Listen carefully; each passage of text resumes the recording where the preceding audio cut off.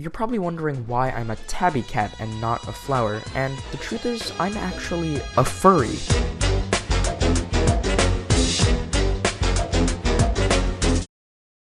You're probably expecting me to be all sentimental about making it to 150 videos and 300 subscribers over 5 years and how grateful I am for all my viewers for sticking with me even during my darkest times and when YouTube was the only thing that provided me with any satisfaction and accomplishment.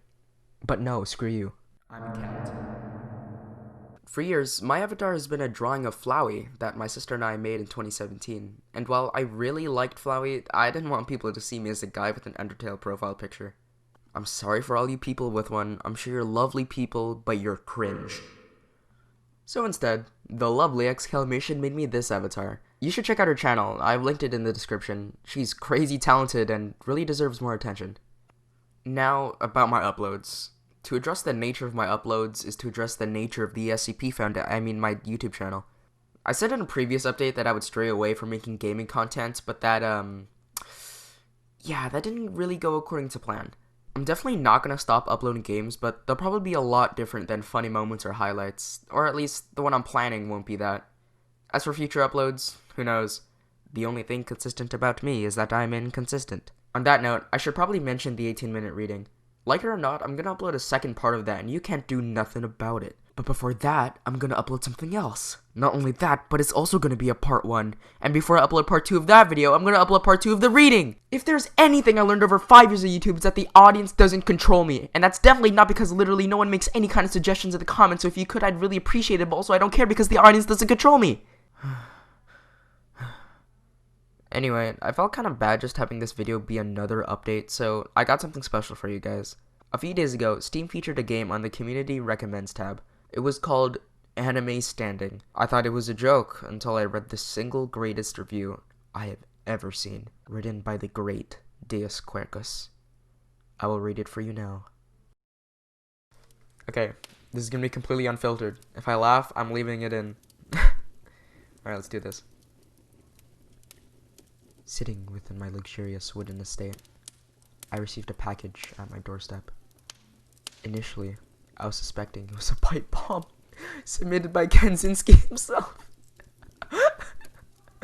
I acted in a weary, prudent manner. However, after witnessing it was a present from my dear associate Paz, I was exuberant. Finally, a gift to celebrate the Christmas season.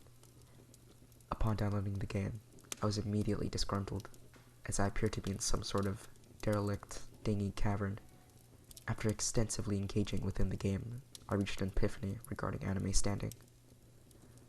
Anime Standing is a communist indoctrination program designated to be propagated against the Western world and convert the masculine male inhabitants into quivering effeminate men.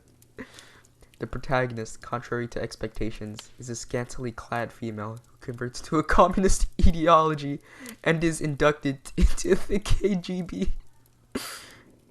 The protagonist's radical change is likely due to her being forced to platform minimum wage delivery tasks, likely in an attempt to survive on a day-to-day basis.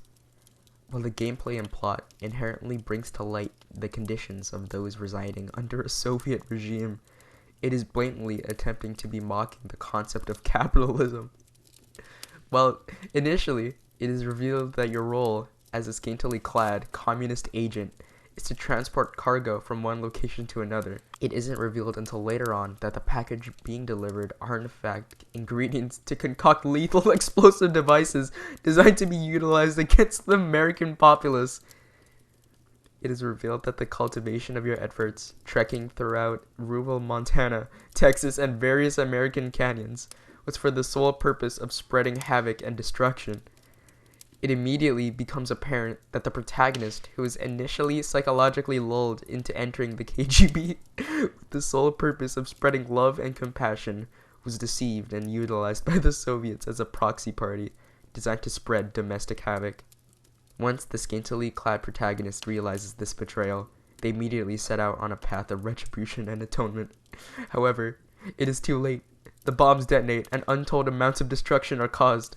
Out of sheer sorrow, the protagonist then takes up the role of a flagellant, self-whipping themselves into a frenzy to succeed in the ambiguous rite of the Holy Passage. The game then takes an earnest turn as the protagonist is abducted by the American government and shackled to a nuclear warhead that is then directed towards Moscow, propelling a new Great War and escalating the Cold War immensely. While the game takes a more somber turn, it unintentionally provides a tangible depiction on the forms of Soviet propaganda that was perpetuated in an attempt to garner support and make their influence more palpable, particularly within a global sphere. After reading that mind-opening review, there's only one thing to do.